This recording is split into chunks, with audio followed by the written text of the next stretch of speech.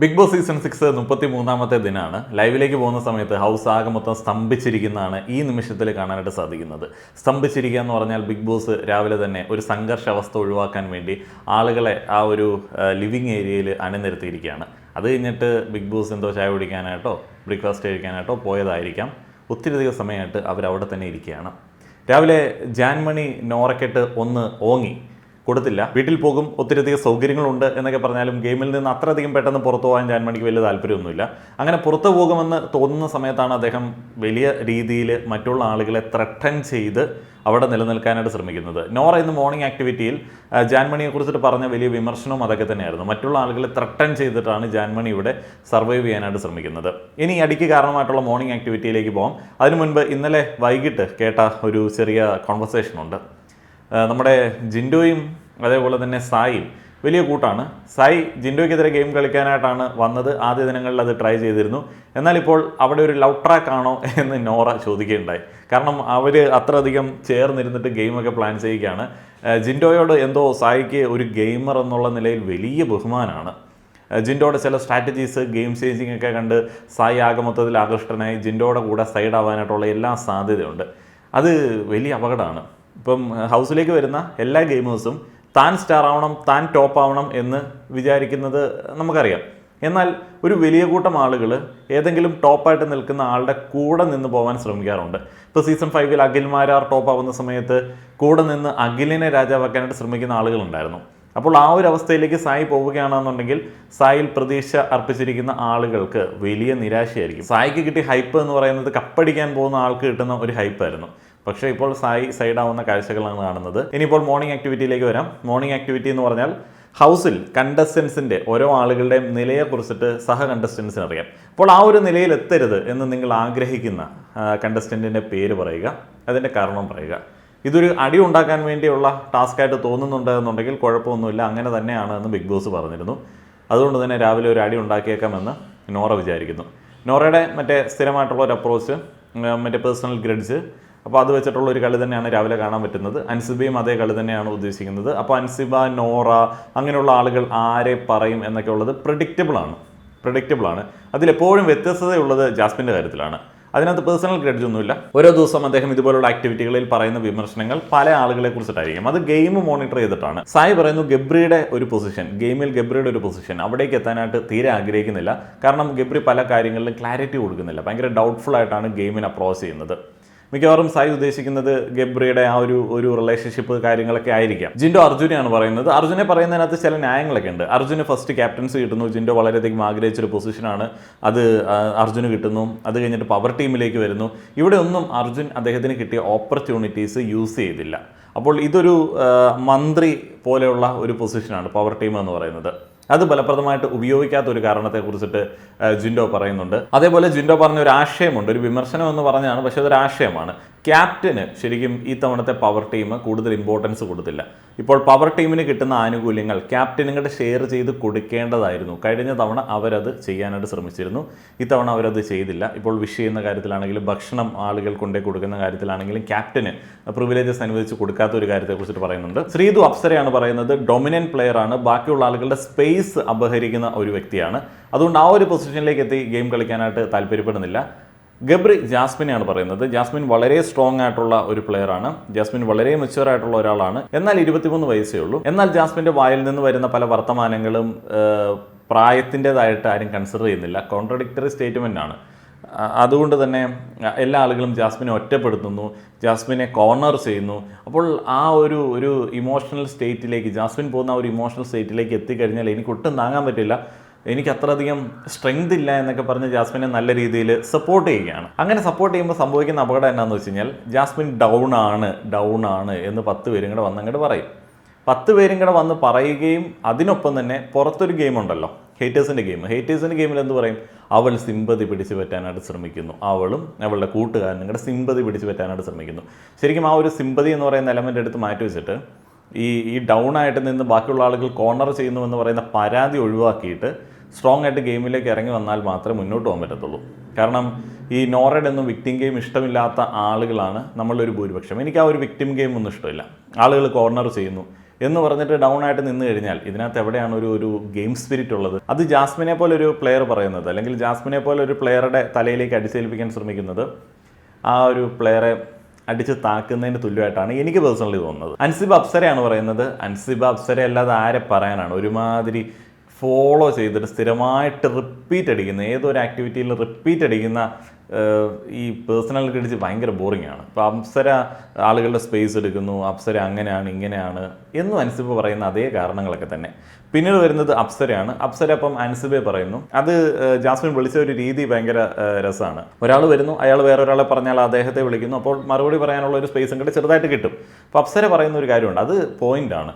ഒരാൾ ഒരു സ്പേസ് എടുക്കുന്നു എന്ന് പറഞ്ഞ് പരാതിപ്പെട്ടിട്ട് കാര്യമില്ല. നമ്മൾ ഇറങ്ങി കളിക്കണം. നമ്മുടെ സ്പേസ് നമ്മൾ വേണം എടുക്കാൻ.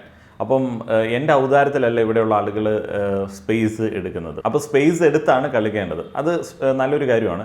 അപ്സര സ്പേസ് എടുക്കുന്നുണ്ട് എന്നുണ്ടെങ്കിൽ അത് അപ്സരയുടെ കഴിവായിട്ട് കൺസിഡർ ചെയ്യണം. ഇതങ്ങനെ ഒരു ഗെയിമാണ്. പൂജ ജാസ്മിനാണ് പറയുന്നത്. ഭയങ്കര മിടിക്കാണ് കേട്ടോ. പൂജ പറയുന്ന സാധനം ഡയറക്റ്റ് അറ്റാക്ക് ഒന്നുമല്ല, വലിയ പ്രൊവോക്ക് ചെയ്യുന്ന മൈൻഡ് ഗെയിം ഒന്നുമല്ല. പറയുന്ന കാര്യം ഭയങ്കര സിമ്പിളാണ്.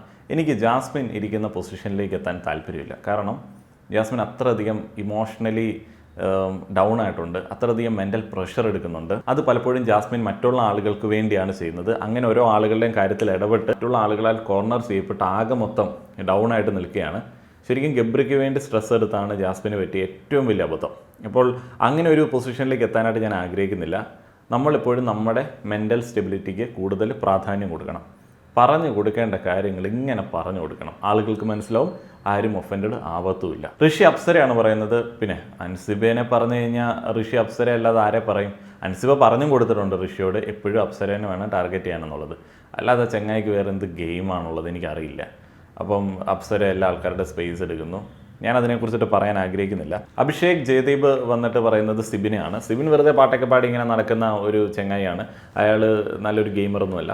അയാൾ ഇത്തിരി ഇമോഷണലി ഡൗൺ ആയിട്ടുള്ള ആളുകളെ ടാർഗറ്റ് ചെയ്തിട്ട് ഗെയിം കളിക്കാൻ ആഗ്രഹിക്കുന്ന ഒരാളാണ്.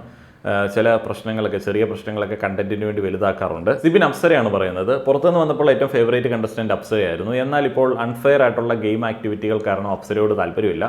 അൺഫെയർ ആയിട്ടുള്ള ഗെയിം കളിക്കുന്നതിൽ കുഴപ്പമില്ല, പക്ഷെ അത് മുന്നിൽ വന്നിട്ട് താൻ ഗെയിമിന് വേണ്ടിയാണ് അങ്ങനെ ചെയ്തത് എന്ന് പറയാനുള്ള ധൈര്യം ഉണ്ടാവണം. അല്ലാതെ പിറകിൽ പോയി നല്ല പിള്ള ചമയുന്ന പരിപാടി ഇഷ്ടപ്പെടുന്നില്ല എന്ന് പറയുന്നു. അർജുൻ ജിൻഡോയാണ് പറയുന്നത്. സ്വയം കോമാളിയാവുന്ന ക്യാരക്ടർലെസ് ആയിട്ടുള്ള, പവർ ഉള്ളപ്പോൾ ഒരു ക്യാരക്ടർ, പവർ ഇല്ലാത്തപ്പോൾ ഒരു ക്യാരക്ടർ, അങ്ങനെ ക്യാരക്ടർലെസ് ആയിട്ടുള്ള ജിൻഡോനെ പോലെ ആവാൻ ആഗ്രഹിക്കുന്നില്ല. അഭിഷേക് ശ്രീകുമാർ അബിയാണ് പറയുന്നത്.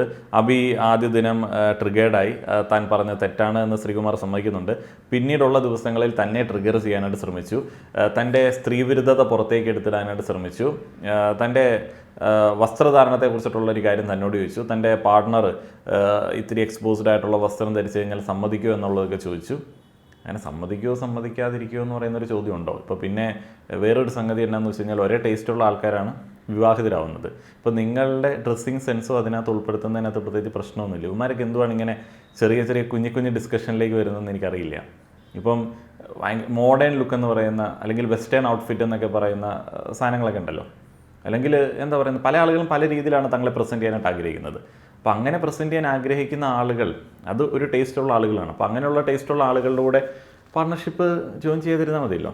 ഇപ്പോൾ പല ഫ്ലാഷി ആയിട്ട് വസ്ത്രം ധരിക്കുന്ന ആൾക്കാരുണ്ട്. അത് റിവീലിംഗ് അല്ല, ഫ്ലാഷി വസ്ത്രമാണ്. എനിക്ക് പേഴ്സണലി അത് ഇഷ്ടമില്ല. അപ്പം ഞാൻ അങ്ങനെയുള്ള ഒരു ടീമിലേക്ക് ആക്റ്റീവായിട്ട് ജോയിൻ ആവത്തില്ല. അതിന് ടേസ്റ്റാണ്. എന്തുകൊണ്ടാണ്? ഞാൻ ഭയങ്കര പ്രൈവറ്റായിട്ട് ഒതുങ്ങി ആരാലും ശ്രദ്ധിക്കപ്പെടാതെ നടക്കാൻ ആഗ്രഹിക്കുന്ന ഒരാളാണ്. അതിൻ്റെ ടേസ്റ്റാണ്. അപ്പം അങ്ങനെ ഒരാളെ ജീവിതത്തിലേക്ക് കൂട്ടിക്കഴിഞ്ഞാൽ പ്രശ്നമൊന്നുമില്ലല്ലോ. ഇനി പിന്നീട് ഇവരുടെ ഡ്രസ്സിങ് സ്റ്റൈൽ മൊത്തത്തിൽ മാറുകയാണ്. അതുകൊണ്ട് നിങ്ങളുടെ റിലേഷൻഷിപ്പിലോ വേറെന്തെങ്കിലും കേസിലോ എന്തെങ്കിലും പ്രശ്നം വരികയാണെന്നുണ്ടെങ്കിൽ, പല പ്രശ്നങ്ങളിപ്പം ഒരു റിലേഷൻഷിപ്പിൽ ബാധിക്കാമല്ലോ. അതിപ്പം ഡ്രസ്സിങ് മാത്രമല്ലല്ലോ, എന്ത് കുഞ്ഞു കാര്യങ്ങൾ വരെ അത് ബാധിക്കുകയാണെന്നുണ്ടെങ്കിൽ അത് പിന്നത്തെ കാര്യമാണ്. അത് നിങ്ങൾക്ക് അഡാപ്റ്റ് ചെയ്യാൻ പറ്റുകയാണെന്നുണ്ടെങ്കിൽ അഡാപ്റ്റ് ചെയ്യുക. അല്ല എന്നുണ്ടെങ്കിൽ ആർക്കും ഉപദ്രവമില്ലാതെ പല ഓപ്ഷൻസ് ഉണ്ട്. ഇതൊക്കെ എന്തിനാണ് ചോദിക്കണത്? ഇതൊക്കെ ഒരാളുകളുടെ ചോയ്സാണ്, വസ്ത്രം എന്ത് ധരിക്കണം വേണ്ട എന്നൊക്കെ ഉള്ളത്. പിന്നെ ടേസ്റ്റുകൾ അനുസരിച്ചിട്ട് ഉമ്മാർ മറ്റേ ഇൻസ്റ്റാ കിഡ്സ് ആണ്. കഴിഞ്ഞ ദിവസം ഇൻസ്റ്റാഗ്രാമിലുള്ള ഒരുത്തനോട് പോലീസ് കേസ് കൊടുക്കാൻ പറഞ്ഞപ്പോൾ ഇല്ല അത് നടക്കില്ല, നിങ്ങൾ എന്തൊരു ടോക്സിക് ആണ്, അങ്ങനെ പറയാമോ എന്നൊക്കെ പറയുന്നത് കേട്ട് ഇത്ര വിവരമില്ലാത്തവന്മാരാണോ ഇവന്മാരെന്ന് എനിക്കറിയില്ല. ഇൻസ്റ്റാഗ്രാമിൽ വന്നിട്ട് വിക്ടിമിനെ റിവീൽ ചെയ്ത് വലിയ പ്രൊമോഷൻസും കാര്യങ്ങളൊക്കെ കൊടുക്കുന്നുണ്ട്, ഒരു കുഴപ്പമില്ല. പോലീസ് സ്റ്റേഷനിലേക്ക് പോകുമ്പോഴത്തേന് അതെന്തോ അപകടമാണെന്ന് പറഞ്ഞു വരുത്തുകയാണ്. പോലീസ് സ്റ്റേഷനിലേക്ക് നിയമ സംവിധാനത്തിലേക്ക് പോയി വിക്ടിമിൻ്റെ ഐഡൻറ്റിറ്റിയൊക്കെ സെക്യൂർ ചെയ്ത് ഡീസൻ്റായിട്ട് ഡീൽ ചെയ്യാൻ പറഞ്ഞപ്പോൾ അത് പറ്റില്ല, ഞങ്ങൾക്ക് നീതി കിട്ടില്ല. എവിടെ നീതി കിട്ടിയോ?